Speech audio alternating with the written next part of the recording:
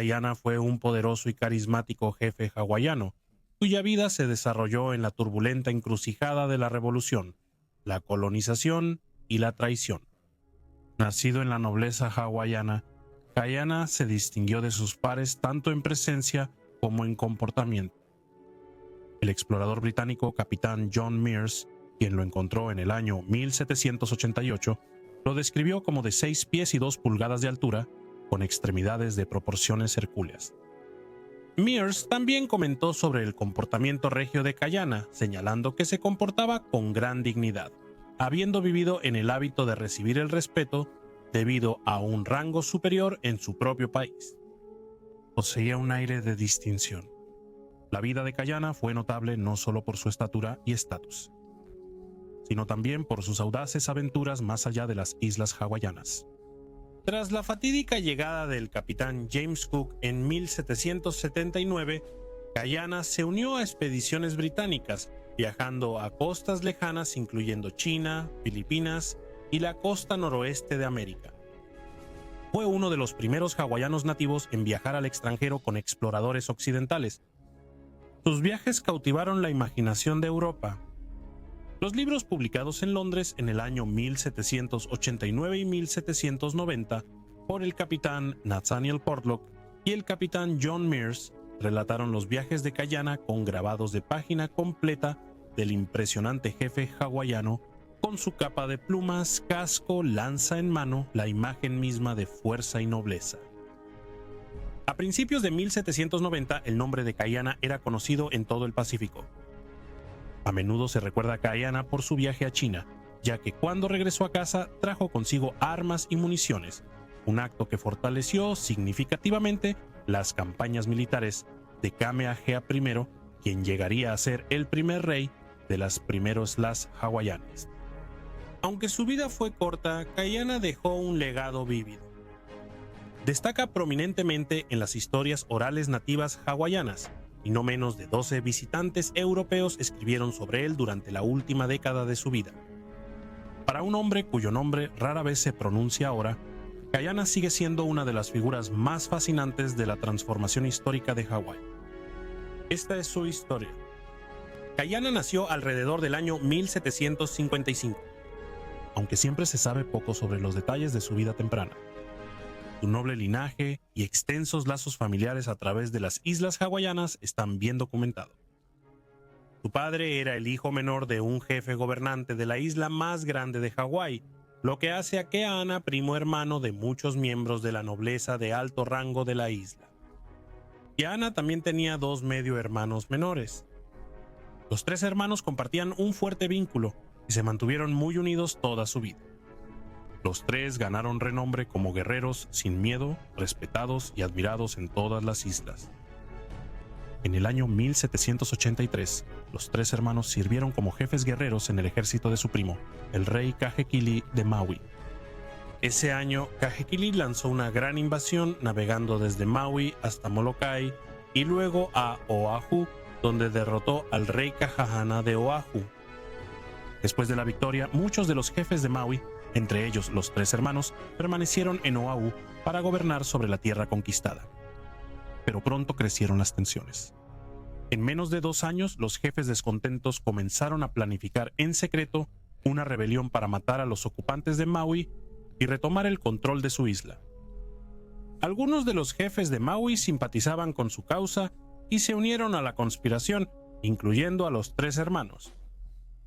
Sin embargo, la trama fue descubierta antes de que pudiera tener éxito. El rey Kahekili respondió con fuerza brutal, castigando duramente a los rebeldes. Sin embargo, los 3 hermanos lograrían escapar. Un año después, en 1786, los barcos europeos regresaron a las islas hawaianas por primera vez desde el viaje del capitán Cook. En la víspera de Navidad, los capitanes británicos Nathaniel Portlock y George Dixon llegaron a una de las islas. Allí fueron recibidos por Kayana. Para entonces, se había convertido en un jefe poderoso y rico, rodeado de un grupo grande e impresionante de asistentes. Aunque las razones exactas de su partida no están claras, para cuando regresó a las islas hawaianas un año después, su relación con el rey Kaeo el hombre que lo había acogido, se había agriado. Caeo se había convertido en su enemigo jurado, y la familia de Caiana se había mudado lejos para evitar el conflicto con el rey. El barco en el que navegaba Caiana se dirigía a Asia, pero aproximadamente 6 semanas después de la travesía fue gravemente dañado en una tormenta y llegó maltrecho al puerto de Macao, una región de China. En Macao, Caiana se reunió con marineros de los barcos de los capitanes Porlock y Dixon, a quienes había conocido antes.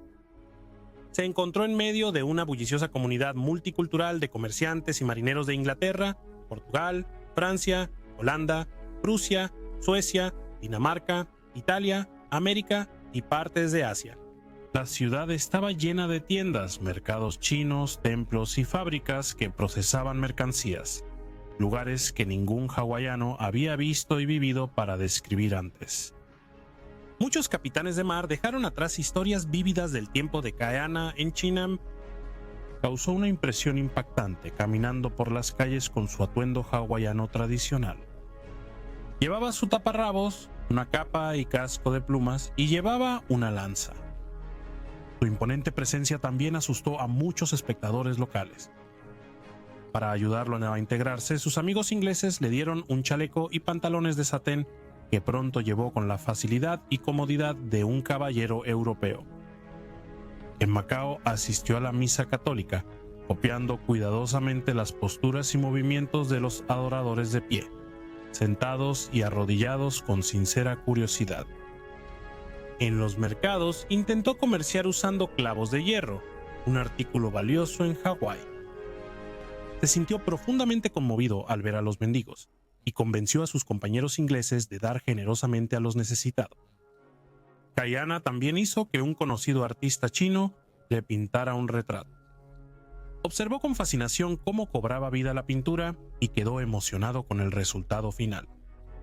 En su tiempo libre encontraba alegría en placeres simples, como jugar durante horas con 2 conejos blancos que le regaló el capitán Cox, agachándose y mimetizando cada salto y movimiento de ellos. Caiana quería viajar a Inglaterra, pero el capitán Meares se lo negó, temiendo que nunca pudiera encontrar el camino de regreso a casa. Pero Caiana estaba contento de regresar a casa después de su estancia en la costa china. El viaje de regreso de Caiana comenzó bajo circunstancias difíciles. Estalló un motín entre la tripulación seguido de un brote de enfermedad. El barco también quedó atrapado pronto en una tormenta violenta que lo dejó gravemente dañado. Como resultado, se vieron obligados a navegar hasta el fuerte español Zamboanga en Filipinas para reparaciones. Mientras se quedaba en Zamboanga durante 2 semanas en febrero, Caiana observó cómo se trataban las personas de las llamadas naciones civilizadas. Los españoles ofrecieron una hospitalidad generosa, tratando a sus invitados con amabilidad y respeto, y proporcionaron toda la ayuda necesaria para preparar el barco para navegar de nuevo.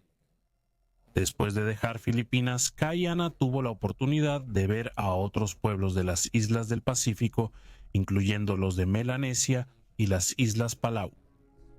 Finalmente, el barco llegó a Nootka Sound, en la costa occidental de lo que ahora es la isla de Vancouver en Columbia Británica. Durante esta etapa del viaje, Caiana se encontró con varias comunidades indígenas a lo largo de la costa de Alaska, así como con algunos comerciantes rusos. Caiana pasó los meses de septiembre y octubre en Nootka, donde el capitán Meares había establecido un puesto de comercio, o fábrica. Mientras estaba allí, Caiana pasaba el tiempo observando a los carpinteros trabajar, observando cómo se utilizaban las herramientas y técnicas de construcción extranjeras. En el año 1788, Caiana finalmente regresó a casa a Hawái. Su llegada fue un momento de gran emoción. Amigos y familiares se aglomeraron en el barco para recibirlo. Incluso el rey Kamehameha vino a saludar a la tripulación, presentando al capitán Douglas con un hermoso abanico tejido y 2 largas capas de plumas como regalos de honor. En cuestión de días, Caiana decidió quedarse en Hawái. Reconociendo el valor de un jefe que tenía experiencia de primera mano con el mundo exterior, Kamehameha concedió a Caiana una gran extensión de tierra. Caiana no solo había regresado con historias de tierras lejanas, sino también con un nuevo lugar en el cambiante panorama político de su patria. Durante el tiempo del capitán Douglas en Hawái, representó al rey Kahekili, el principal rival de Kamehameha en ese momento, una pistola, un mosquete y una pequeña cantidad de munición. Más tarde, después de que Douglas regresó a las islas, Kamehameha se reunió con él en privado, acompañado solo por Kayana. Habló urgentemente de su propia necesidad de armas. En respuesta, el capitán Douglas le regaló a Kamehameha un cañón giratorio, que es un pequeño cañón, y envió al carpintero de su barco para ayudarlo a montarlo en una de las grandes canoas dobles de Kamehameha. Se observó que Kamehameha estaba continuamente pidiendo armas y pólvora a los marineros que visitaban su isla. En los años 1790 y 1791, varios capitanes europeos, Douglas, James Colnett, Thomas Barnett y Joseph Ingram, fueron documentados suministrando armas a varios jefes hawaianos. Edward Bell, quien llegó con la expedición del capitán George Vancouver en el año 1792, expresó su frustración por la creciente militarización. Notó que Kayana poseía 4 cañones giratorios, 6 mosquetes y 3 barriles de pólvora, escribiendo amargamente: "Se los dieron Douglas, Colnett y vergüenza sobre todos ellos". Se decía que mientras Kayana estaba en China, estudió el arte de la guerra. Cuando regresó, trajo consigo una cantidad sustancial de mosquetes, pólvora, plomo y otros suministros militares. Esas armas, junto con otras que adquirió de los barcos que visitaban, fueron vistas por muchos hawaianos como la clave de su ascenso al poder e influencia. Kayana y sus hermanos pronto se encontraron nuevamente involucrados en los conflictos políticos y militares de la época. Como líderes de guerra bajo Kamehameha, se unieron a sus campañas contra el rey Kahekili en la isla de Maui. En estos tiempos tensos y cambiantes, Kamehameha nombró a Kayana como su comandante en jefe para liderar batallas contra los jefes rivales. En medio de la lucha, la vida en las islas hawaianas estaba cambiando rápidamente. Un flujo constante de barcos europeos trajo demandas extranjeras y costumbres desconocidas, comerciando por comida, madera y mujeres, y dejando atrás marineros que se convirtieron en parte de los séquitos de los jefes. También introdujeron nuevas herramientas, telas, animales y, lo más significativo, armas.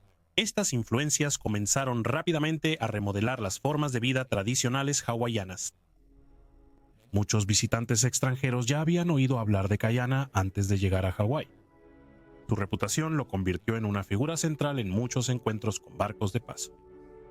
Durante los años 1789 a 1792, el nombre de Kayana apareció en conexión con numerosos eventos, a veces justamente, a veces injustamente. En los diarios de esa época incluso se le acusó de tramar la captura de hasta 8 barcos visitantes, aunque la veracidad de esas afirmaciones sigue siendo incierta. Kamehameha zarpó de Hawái con una enorme flota de canoas de guerra, decidido a conquistar las otras islas. Entre sus guerreros estaban Kayana y su hermano menor, liderando su propio contingente de luchadores. Después de arrasar Maui, la flota continuó, pero cuando los altos jefes de Kamehameha se reunieron para un consejo de guerra, Kayana fue excluido. Presintiendo peligro, Kayana temía que los jefes de Hawái se hubieran vuelto en su contra. Sintiéndose traicionado y aislado, Kayana tomó una decisión audaz. Cuando la flota estuviera navegando para atacar Oahu, él se alejaría y se uniría al ejército enemigo que defiende la isla. El rey de Oahu, al que prometió apoyo, también era su primo y era el hijo del difunto rey Kahekili. Kayana confió en su esposa y compartió sus planes con ella. Aunque triste, ella eligió la lealtad a Kamehameha sobre su marido, y los dos se despidieron con un último abrazo. Las versiones sobre los últimos momentos de Kayana varían, pero todos coinciden en que murió temprano en la legendaria batalla del Valle de Nuanu, cerca de un muro de piedra donde ahora se encuentra el palacio de verano de la reina Emma. Una historia afirma que Kayana fue derribado por una bola de cañón. Otros dicen que fue herido por una lanza, luego golpeado hasta la muerte con un garrote. Otras leyendas afirman que un sacerdote lo asesinó. Otra historia dice que John Young, un asesor cercano a Kamehameha, le disparó y lo mató. El capitán William Broughton, quien visitó las islas en el año 1796, informó que 300 guerreros de Cayana murieron junto a él. Kamehameha salió victorioso, pero el precio fue alto. Según Broughton, 6.000 de sus 16.000 guerreros perecieron en la batalla. Con esta victoria duramente ganada, Kamehameha aseguró el control sobre las islas desde Hawái hasta Oahu, acercándolo un paso más a la unificación del reino hawaiano completo. La vida de Cayana, al igual que las tierras volcánicas que lo vieron nacer, fue moldeada por el fuego, el trastorno, la belleza, la ambición y la traición. Era un hombre de presencia imponente y profunda complejidad, atrapado entre dos mundos, las antiguas tradiciones de sus ancestros y la creciente ola de influencia extranjera que cambiaría para siempre las islas hawaianas. Su legado es complejo. En su propio tiempo fue tanto celebrado como temido, admirado y malentendido. Su nombre apareció en registros extranjeros y cantos nativos, en acusaciones de conspiración y en canciones de luto. Lo llamaron ambicioso, desafiante e incluso peligroso, pero también valiente, un visionario y un ser humano inolvidable. Me gustaría dar un enorme agradecimiento a todos mis miembros. Su contribución es valiosa para la continuación del canal y los aprecio inmensamente a todos. Un agradecimiento especial a John Sides. Espero que todos hayan disfrutado el video. Si les gustó, asegúrense de darle me gusta, suscribirse y compartir. Y nos veremos la próxima semana para otro perfil histórico